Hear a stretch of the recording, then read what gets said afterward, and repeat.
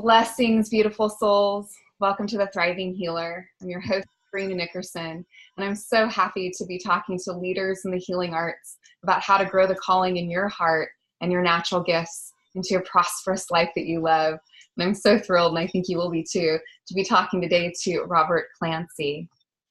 Robert Clancy is a creative visionary. He's a #1 best-selling author, spiritual teacher, and co-founder of Spiral Design Studio. At age 19, Robert had a divine spiritual experience that altered his life in profound ways. In 2012, he created the Robert Clancy Guide to the Soul Facebook fan page, where he shares his divinely inspired thoughts, now followed by over 670,000 people worldwide. He's a sought-after speaker, presenter, and guest. His latest book is Soul Ciphers, Decoding a Life of Hope and Happiness. Robert is a husband, father, and 5th-degree master black belt martial art instructor as well. He's a dedicated volunteer who completely embodies the spirit of service, the selfless commitment to helping others make a positive difference in the world. Oh, I'm so happy to have you on, Robert. Well, thank you so much. It's truly an honor to be here. And yes, I do have I have the martial arts side, but it's all for good. Yeah, I love it. I love hearing. I'm in my dojo anyways. Totally. So can I just dive in and start the conversation? Yeah, great. I really want to know about the experience you had at 19 that altered your life. And I know. Yeah. Well, to tee this up, I have to let everyone know that I'm probably the most logical person on the planet. I'm actually a programmer too. So I have a whole logic brain, and it is, I actually got 100 on a logic exam, the final exam in college, and all those things. So the divine experience, yeah, that happened when I hit rock bottom. I was at the lowest point of my life. Everything just fell apart. It was within a very short amount of time. I had a couple of friends commit suicide. Then other ones were killed in horrible car accidents. My mother was having a nervous breakdown. I mean, just this darkness like descended on her house, and my dad was back to drinking again. You know, he's an alcoholic, but I started finding all the bottles across the street, you know, where I was taking the lawn clippings, you know, from that. The only thing really holding my life together was my relationship with my girlfriend. And I remember calling her one night and saying, you know, I need to see you. It's just like, you know, it's the only thing there. And she's like, tonight's not a good night. And I drove over anyway, and there was a betrayal. Oh. And it was like a movie. I mean, it was raining out that night, and I just remember sitting in the car in my driveway with my hand on the window with the raindrops just falling, and I'd shut down.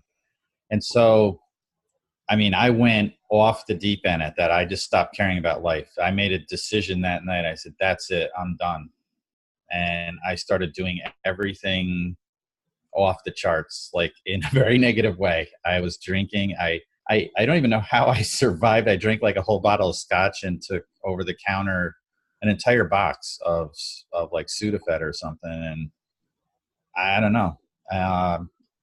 And no one knew I was struggling. I mean, I hid it pretty well, and spurts of it came out here or there. And one night a waitress in the restaurant I worked in said, come here. It was about, 11:30. I was finishing up. I was one of the hosts at the restaurant, and she said, I know what you're doing, and you need to stop, or you're going to kill yourself. And I tried to deny it. She said, put your hand out. She made me put my left hand out like this, and then she went in her purse, and she put her hand on top, and she placed a brochure. It's like a little trifold on how to meditate. And she said, this is gotten me through some very difficult points in my life, and you go home and you do this. And if I see you out at the bars, I'll kick your ass myself. So you go home. And I didn't even have a car at this point because I had been arrested, which I hid too. And I walked home. Because I wasn't able to drive. I lost my license, but I hid it from my family. And before I started meditating, I challenged God. I said, if I don't see something tonight, I'm done. I'm literally done. That's it. You got your chance, and you need to heal me. And that was it. And I started meditating. I was in about 3 hours of this meditation, and I'm analytical, so they talk about the mind's eye and all the stuff you're going to see and blah blah blah. And then I thought I saw a light, and I was in the lotus position, sitting there, and I opened my eyes and there was a light shining on the wall, and I just went, well, that's it, just a waste of time. But the light was illuminating the room, and it looked like a laser pointer, and it was in this dark oval, and I was looking at it. I actually got out of my bed and walked over, and I waved my hand in front of it, and I couldn't break the beam. And I thought, well, this is interesting. So I sat on my bed and was looking at the corner, and it's right where the ceiling and the wall come together. There was like an oval with the light in the middle of it. And I kept closing my eyes and opening them, and I could see it either way. And I wasn't seeing it through my eyelids. It was the mind's eye, although it feels like you're looking through your eyelids. And then it just went like this, and there was an angel on the other side coming toward the hole like this, and then it came through, and this being was 7 feet in front of me. It looked like a ghost, like translucent. It came nose to nose, like down. And I went cross-eyed looking at it. And then it backed up and it went like this. The first words I said when I saw it was, "Oh my God." And then when she backed up and was in front of me like this, I was looking at her and I said, so what are we doing here? Like an idiot, because I mean, I knew why she was there, because there was so much overwhelming peace and healing, and that you're worth saving. So I knew internally why she was there. And then I thought of something kind of silly, like, can you read minds? And she nodded. And then I thought, well, I better watch what I'm thinking. And then she started smiling, and I thought, well, I made an angel smile. And it stayed like that for quite a while. And it seemed like all space and time stopped. Like the only thing I could hear was the sound of my heart. There were no words ever spoken or anything. And then after probably about 40 minutes or so, she floated forward like this and touched me in the forehead. And I was plugged in. And I've never been unplugged to everything. I saw my entire life, my calling, what I'm supposed to do while I'm here, who I am, where I came from, where I'm going, who I'm going to marry, everything. Wow. And then it was like a big giant volume of stuff, and then it just closed, and there was like, never have fear, doubt, or worry again in your life. Don't even read the table of contents. Everything will unfold. You just know the path. Start walking it.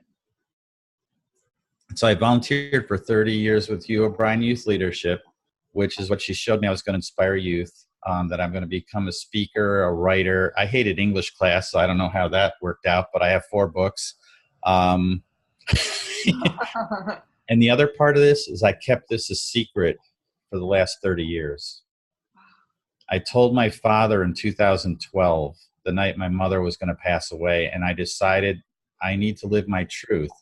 And as you know, why I kept it a secret was I didn't want to be judged by people. I just lived with knowing. I talked to myself in the mirror and I said, you're going to have to live the rest of your life knowing heaven is real, that God does exist. And I never felt worthy. I see people that have faith, and I'm just in awe because I had to be shown. Yeah. So I don't have faith, I only have belief. And then the word started, and that's when the Facebook page you talk about, I had 111 fans on the page on December 1st, 2012.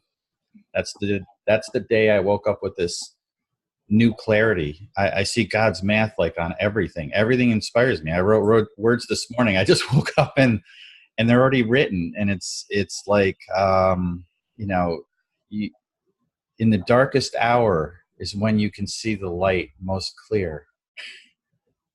It's just like all these metaphors, or every journey of life you encounter valleys of despair and mountains of hope. Just know that the heavens are above the valleys and the mountaintops touch them. To reach the summit, take one hope-filled step past your fear, doubt, and worry. And I get 60 plus thousand words I've written since then, and I post them on that page. So there's my divine experience. That's my sort of testimonial, and my living my truth now that I've hidden from everyone for all these years. Wow. Oh my gosh. I'm so glad you're not hiding it anymore. Goodness. Like, what would you say to someone who, I mean, I think, your awakening was quite, it's dramatic and complete. And for a lot of other people, it might be just, snippets, little glimpses, right? Right.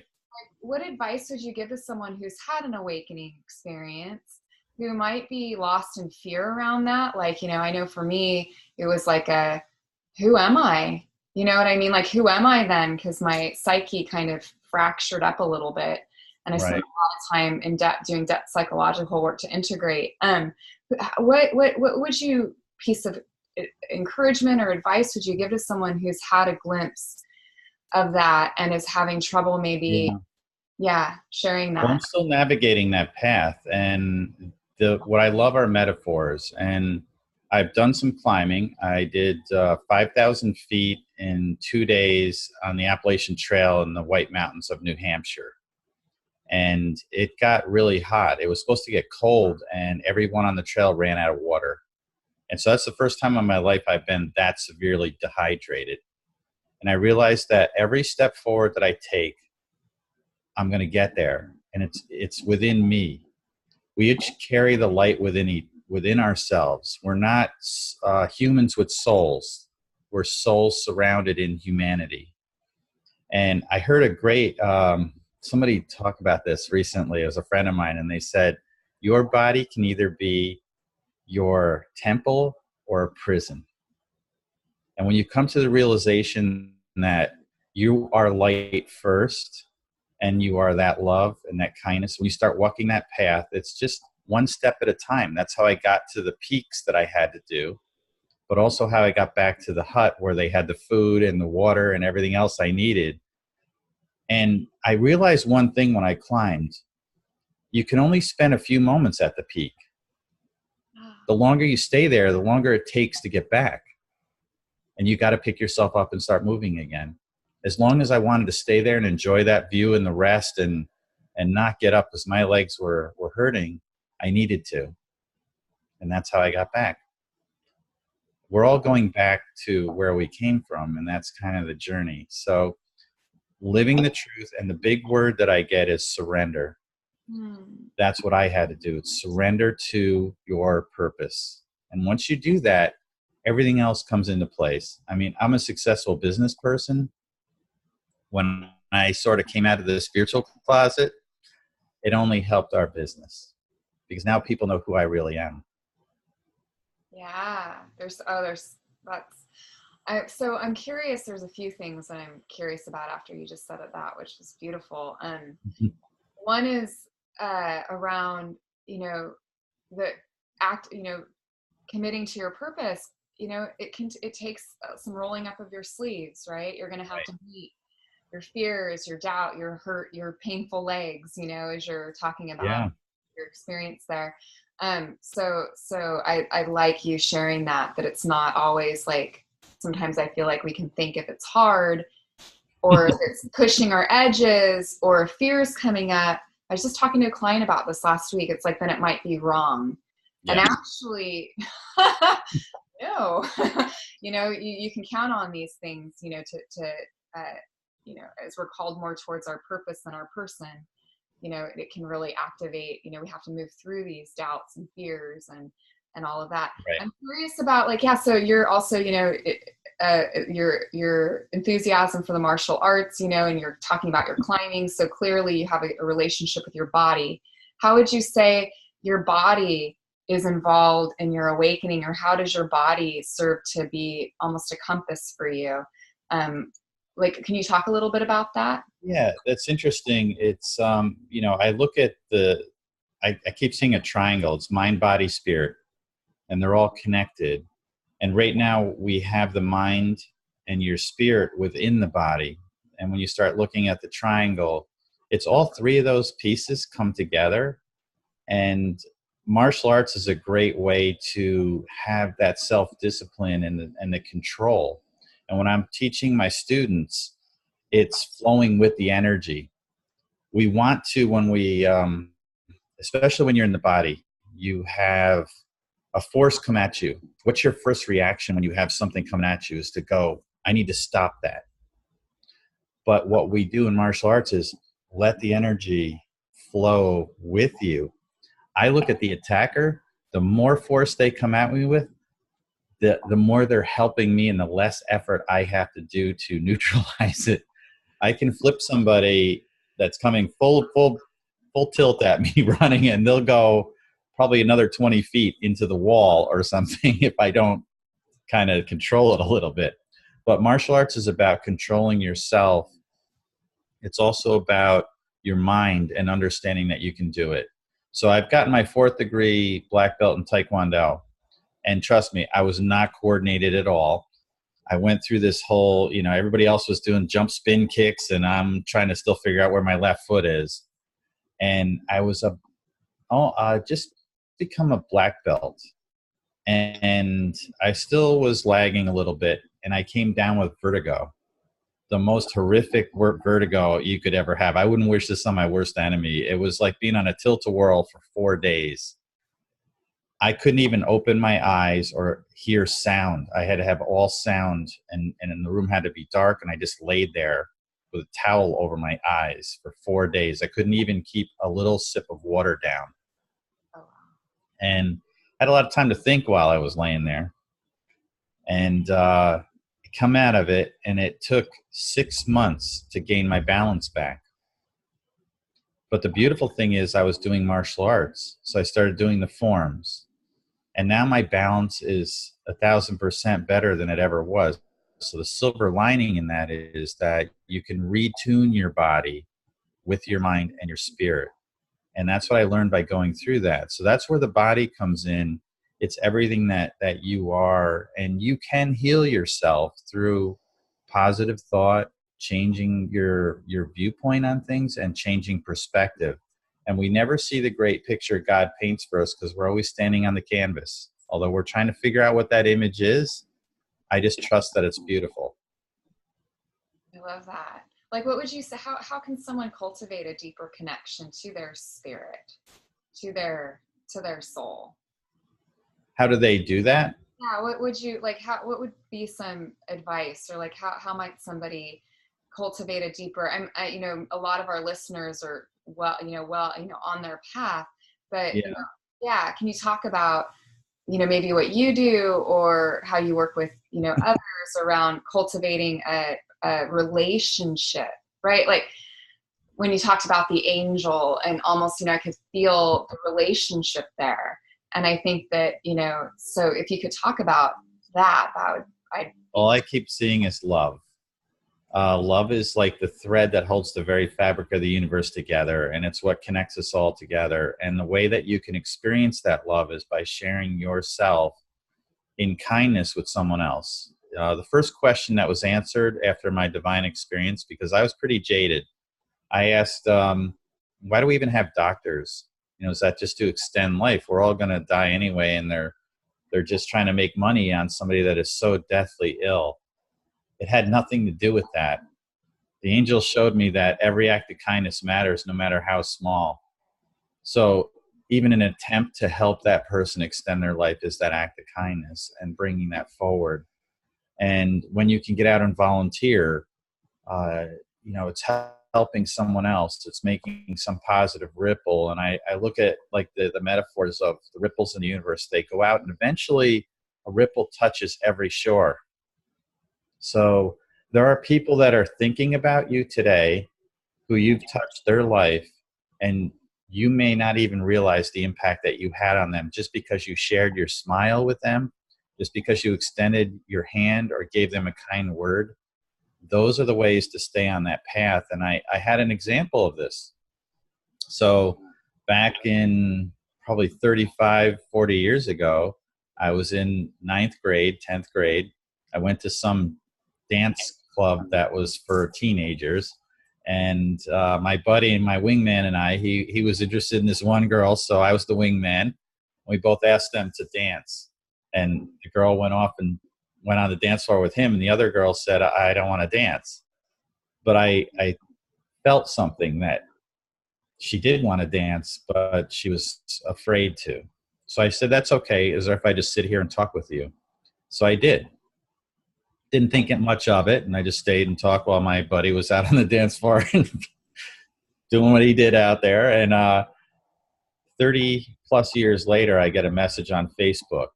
You may not remember me, but we were in this dance club and you asked me to dance, and I said no. And I wanted to let you know that I was contemplating suicide.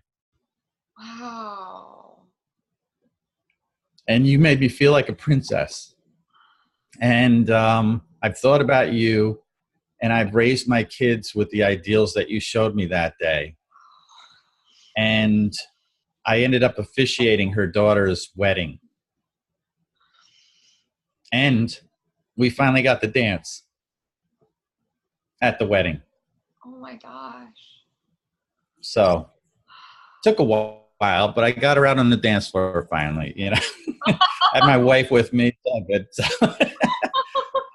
it came full circle, and you just don't know the impact that you can have on someone's life. And that's something that seems so insignificant that I, didn't even really think about it.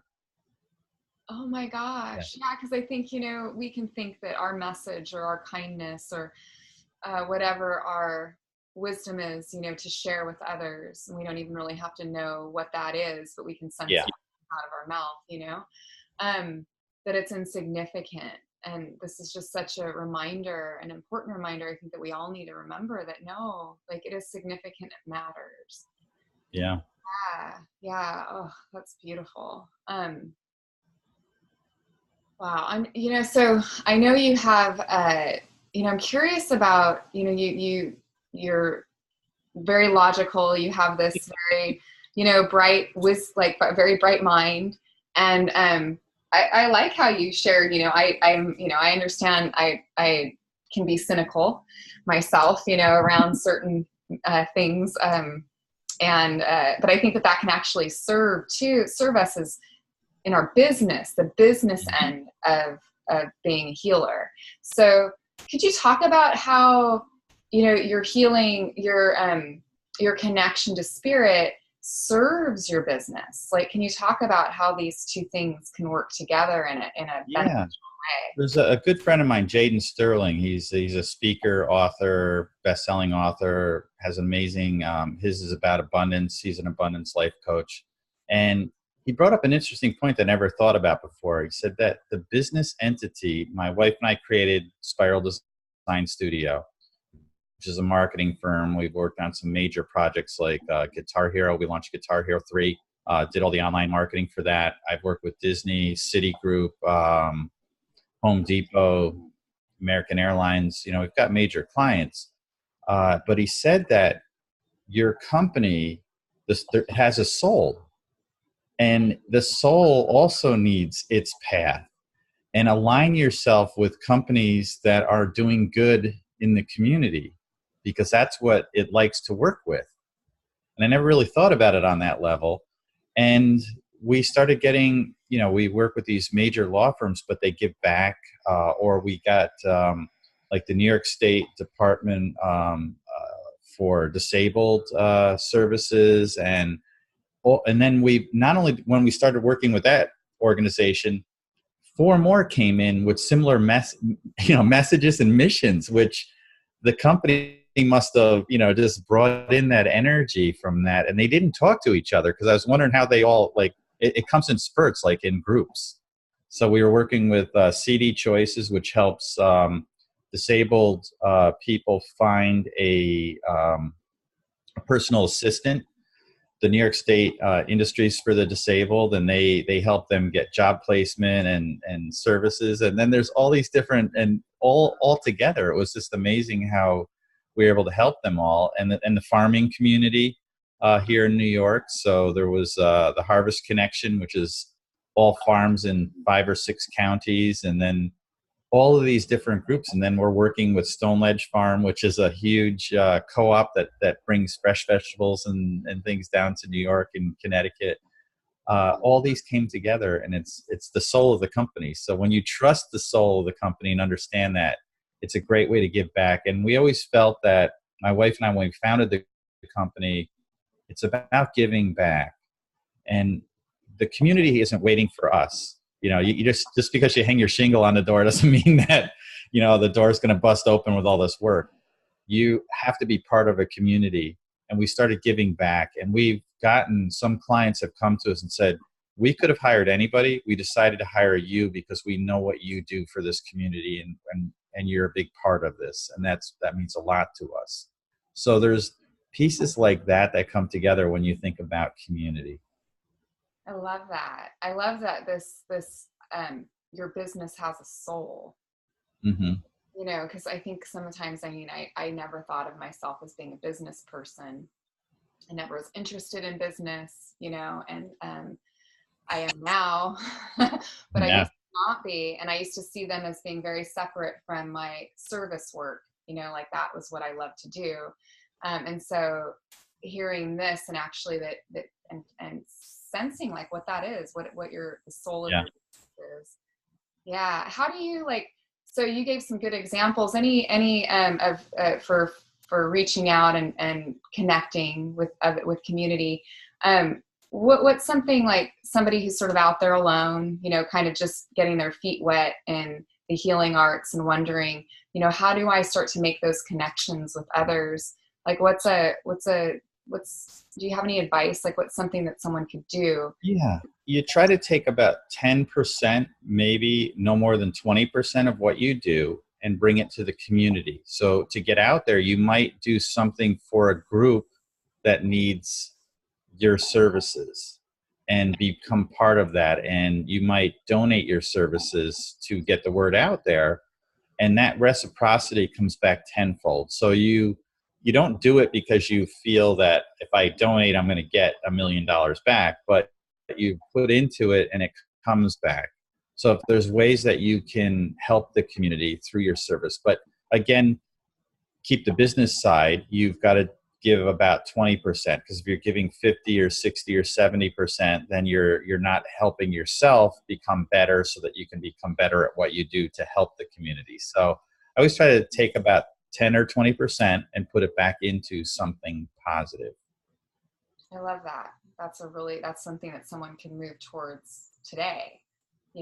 Would you count, like, say, doing freely offered content on social media? Would that count for that? Or do you really think, is there something about being, in your local community or in your, being It depends. If you work with clients directly in a, let's say you're a Reiki person, then, typically you're going to work direct, but you could do certain services through the technology. And I'm a big proponent of technology. I can only describe myself like I'm Spock. So I've got the human side and the logic side. So both things come together. So I can fix computers, I can write music and do art and meditation. I don't know. They've given me everything. So I've got the whole playbook.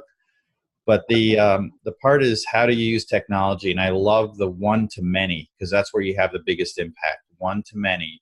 And one-on-one is your highest price point. So that's the top of the pyramid, because that takes the most amount of time for one impact. Where if you can do things through channels where you can reach more people. And a lot of it is getting involved in different groups, like the Wellness Universe, which is the wellnessuniverse.com, has a huge group of all of wellness and holistic people. It was started by Anna Pereira and Sherry Elise. And they have an online platform and a huge tribe that will support you. So if you have, there's people that talk about chakras, and they have workshops, and they'll do a half hour free. And then they have a method to, okay, we're going to give, and then here's my offering. And that's how you can build up your reach and your notoriety in that. Awesome. Thank you. That's great. advice. I'm the business guy, so I've got all the business stuff. I love it. I mean, but, I know I'm not alone, and like I've had to, I'm still learning a lot about business, and as if you really want to, and we need healers out there, getting their message out into the world, and part of that and being able to sustain yourself is learning the business end, and not just, I know of people who give a lot of their stuff away for free, their energy, their time, and I Right. 20%, like thinking about that, and even thinking to your, reflecting right now, if you already have your healing work out there in the world, what's that look like for you? Because if we get into giving too much, and I think sometimes too, that doesn't necessarily come from a place of wanting to serve. It can come from a place of not valuing yourself, so we want to make that distinction. I love how you're like talking about, being unattached to the outcome, right? Because I think that will often show you, is this. I just trust whatever it is that I do is going to make an impact, and you trust in the big picture. That's it. And there's times when you can have that doubt; it can creep in there. But having that experience that I had, if it was actually Gabriel was the name I was given, so I looked into the eyes of Gabriel. And if I know that an archangel took time to be there for me, they're there in a million places for everyone else, because an angel can be in 2 places at once. So I was given that they are like, it's light, like light reaches every corner of the universe. And I was given a couple of other things too, that in the mathematical sense, I know what the universe looks like. It's a giant sphere. And the math in it is pi, which has no beginning or end. It's just an infinite number that goes on for infinity. Starts with 3.14.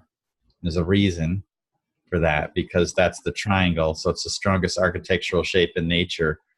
And I get like the quotes or the words are, when we're mired in the shadows of despair, there's always a higher light source behind any darkness. You just need to turn around to see it. And when I see that, they're all stored as pictures in my mind. So I see a person with a dark cloak. There's a light shining on their back, and they're looking at the darkness that they're within. But the light is on each side. And what I was given was, it's not the same model in the yin-yang kind of model, that light creates dark, dark creates light, hot, cold, all those different models like that. Light creates the darkness. That's why light defeats it. When you add light together, it gets brighter. You add darkness together, nothing changes. Unless you introduce a small pinnacle of light into that darkness, the darkness has been defeated. It's gone. So I look at the bigger metaphor of when we're in that depression and just bringing that light. So I have these little routines. When I wake up in the morning, I smile. I share a smile for me. I smile when I'm alone because I realize I never am. Then I bring it out to the world. That's it. That's the light. It's a tool that we carry, and I realized it when the angel smiled at me, that how unique the smile is in the universe, and you can see the light that comes from someone with that smile. And just by doing that, changes chemistry in your physical body. So again, we're back to the mind, body, spirit. The smile is the key. So I've been smiling every day since that encounter. Every single day I've smiled. I love that. It's so simple. And just talking about the smile now, I can't help but smile. Well, that's the other, you brought an important word up. Simple. It's not complex. Sometimes when I'm speaking to people about some of these things, their minds are being blown. They're going, oh my God. And I'm thinking, I just said 1 + 1 = 2. I don't know how your mind was blown by that, but apparently they're trying to do calculus to get to 2. Yeah, right. And it doesn't take calculus. Yeah. It's such a relief. Such a relief. Right. I mean, it's like, yeah, I love this. So this is like smiling, something that you do. What else? Like, what do you're a householder. You mean you're married and you have, you're in that world. You're not, off on your own in some secluded place, like teaching these things. You're Right. in the world. How do you, what do you do to like take care of yourself, to recharge? Yeah. Yeah. Well, there are days where you have to retreat. I call it my ivory tower days. Some days I just don't want to, I haven't really been sick in years, so there's been nothing. And it's, I swim every Sunday, at the Y. I just go over there. I'm the youngest person, I think, in the pool at that time on Sunday morning. So I got my peeps, a woman, but they're all smiling. We're all laughing. There's a woman who celebrated her 90th birthday last weekend. She has 34 great grandchildren, and she gets there and swims every single day. And we just laugh and have fun. And it's all about those things. And having that, your immune system and getting out and having the exercise, whether you're just walking. And there's people that, have damaged legs, so they can't really run. And the guy used to play golf. He used to, walk the course, and now he's got a limp. He can't do it. They put on a little bit of weight. It's his legs in bad shape. Gets in the pool. That's a great place to still get his exercise and still get out there. And social aspect of it is the most important thing. It's connections. So that's what I see happen every Sunday, and have some deep spiritual conversations some days. Some days are everything, whatever's going on out there in the world. We're just having fun. Connection, like that's been a thread through our conversation. Also, the other people I've been talking to is connection. I mean, Yeah. we met through connection, too. So it's like, you don't know what can happen when you Right. just are willing, and not for the intention to get anything, but just to connect, smile. Like that's a huge piece of it. Yeah. Oh yeah. When I finished my with the angel, and I watched it go back into just a pinnacle of light until it was gone, and I sat there for a few minutes, and I knew my life was different. Obviously, the rest of the everything was given to me. I had to go look at my face in the mirror, and I talked to myself, and I said, first thing was, dude, that just happened. And then I said, you know now, and you're going to have to live the rest of your life knowing, and no one's ever going to believe you, but you're going to have to carry that. You don't have faith anymore because she took that. You just have belief, and you don't have fear, and you don't have doubt. You don't have worry, and you know what you have to do. And then I had a conversation with myself. I said, you're supposed to inspire youth. I'm like, but I am a youth. What I have no message. And then Gabriel, how do you know her name was Gabriel? And it was, and she said Gabriel chose the form of a female because it was most comfortable for me. And it looked like a Greek statue, like just a beautiful Roman statue, a Greek or Roman, just that kind of architecture. That's the face I saw. Wow. And so, wings? yeah, it was royal. It felt, like on that level, but just the most beautiful thing. Yeah. I wish I could paint her face for everyone of what I saw, but I have to have it hold. And I've thought about it every single day that I've smiled. Every single day I've thought about what I had been given. Oh, it's beautiful. That'd be awesome. Like you've written books, you've done all kinds of things you didn't think you would do. It'd be really cool to paint her. I'd love to see it. Well, I do know there was a odd coincidence 2 years ago. So through a series of coincidences, we ended up with an exchange student from Germany. And when she walked through the door, this young woman, her face is the face of the angel. Wow. If you make the angel 18 years old, that's the face. Wow. The angel looked like she was about 30, but and then through that journey, I discovered that this young woman did not know her dad, but she did. He was in her life up until she was 8, but he was very abusive.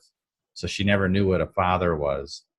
And in the few months that she stayed with our family, she had, adopted pretty much our family too. So now our family and her family are connected, her mom and us. And she messages me on Father's Day every year, both the German Father's Day and the American one. And she keeps in touch with us and can't wait to visit again. So it's those things, but also I found that her journey is kind of an extension of what I'm doing. She's going to work with youth down the road. So yeah, and it's all those pieces kind of connect together. But I mean, my jaw dropped. I saw her face. It was when it was in the moonlight. Like she was out. I was picking her up at one of her friends' houses, and she walked out. We were all talking by the car, and the moonlight was on. And I looked, and I was like, "That! Oh my God! Like, it's that face." And I debated whether I was going to tell her or not. And then she had this journal at the end of her thing, and she said, I wrote in there the day that my host dad told me I looked like the angel. And she said, "I'll never getting plastic surgery ever. Because I know I look like the angel." Oh, wow. I'm glad you told her. Oh, that's beautiful. I'm so, it's such an honor and to talk to you and to hear your wisdom and your guidance. There's just so many things Oh, that, it's from there. It's not my wisdom. yeah, yeah, yeah. I just think I'm the guy that gets to type it in and write it down or. Well, thank you. Thank you for being that conduit, and I know as I've written things down, just like so many amazing things that you've shared today. And I'm just so grateful that you've been with us and shared this with us. Can you share what you're offering to our audience, or, a way that people can get in touch with you if they, Yeah, if you go to signup.guide to the soul, that's my newsletter. I do periodically get one of those out. I don't hammer the the spam you out when I'm on summits or different things. I share those and every once in a while.